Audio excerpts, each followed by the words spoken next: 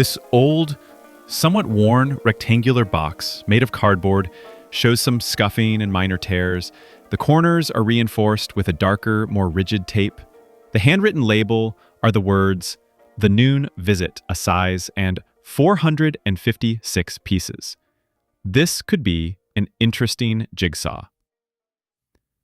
Based on the appearance of the box and the cursive handwriting on the label, I would estimate its date to be early 20th century, likely from the 1900s to the 1920s. So inside, we have a lot of irregular jigsaw pieces. They are push-fit with a random cut.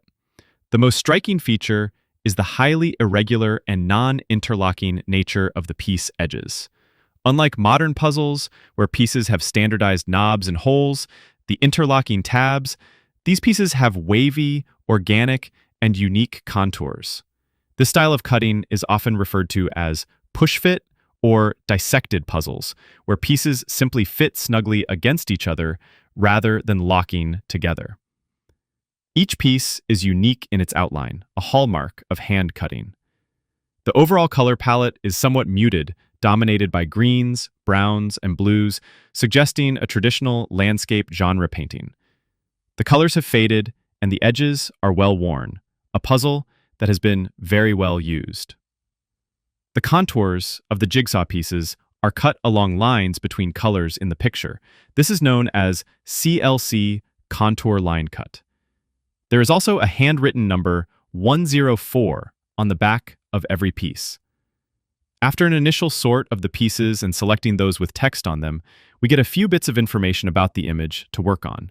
The title confirmed as The Noon Visit from the center, a signature of the artist F.F. English, a copyright notice, copyright 19-something by A. Fox, then Phil, so I assume Philadelphia.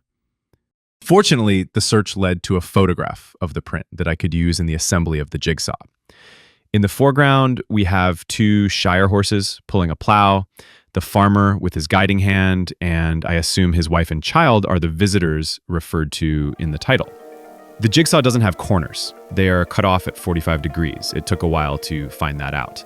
Then I was left with a large area of pastel blues for the sky, murky greens for the field, and another large area of leafy brown tree and the brown plowed field. A bit of research reveals Frank F. English, 1854 to 1922, created the original artwork, a watercolor, titled The Noon Visit. He was an American artist. He was born in Louisville, Kentucky, and is primarily associated with Claymont, Delaware, Philadelphia, and Point Pleasant, Bucks County, Pennsylvania, where he lived from about 1910 until his death in 1922. A. Fox Phil refers to Adolph Fox, a publisher and art printer based in Philadelphia, Pennsylvania, USA. Adolph Fox was a significant figure in the American art print industry in the late 19th and early 20th centuries.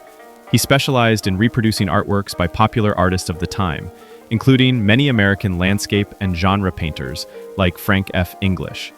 These reproductions were then sold widely as decorative prints, calendar art, and sometimes licensed for other products like jigsaw puzzles. It's quite a challenge to do, but this is the result of the jigsaw.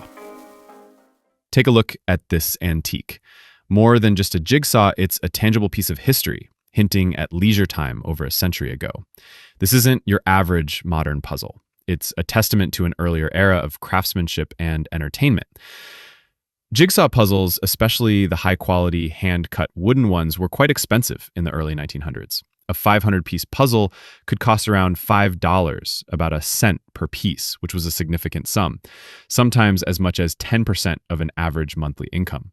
To make puzzles accessible to more people, particularly during the puzzle crazes, the first beginning around 1907 to 1908, and another major one during the Great Depression in the 1930s, puzzle rental libraries became very popular. Customers would typically pay a small fee, say a nickel a night, to borrow a puzzle. The handwritten number 104 on the puzzle pieces were very likely inventory or identification numbers used by these rental libraries to keep track of their puzzles and ensure all pieces were returned with the correct set. Missing pieces were a major problem for libraries, as one amusing rhyme from the time advised, "Please don't lose a piece of puzzle, just keep the dog in muzzle. Trouser cuff and Morris chair are a menace. Please use care." The telltale signs of its long life are also evident. If you look closely at the back of the puzzle, you can spot at least 3 pieces that have been repaired or even replaced over time. This wear and tear is a direct result of its journey through countless hands, likely enduring many rentals and reassemblies. These repairs are not flaws, they are silent witnesses to a puzzle that brought joy to many over decades. From an American artist's studio to a Philadelphia publisher's press in 1908, through the meticulous hands of a puzzle cutter, and then into the public through a rental library, this jigsaw has had quite a journey. It's more than just a pastime. It's a window into the craftsmanship, social habits, and artistic trends of a bygone era. A truly remarkable survivor. I hope you have enjoyed this vintage puzzle as much as I did assembling it.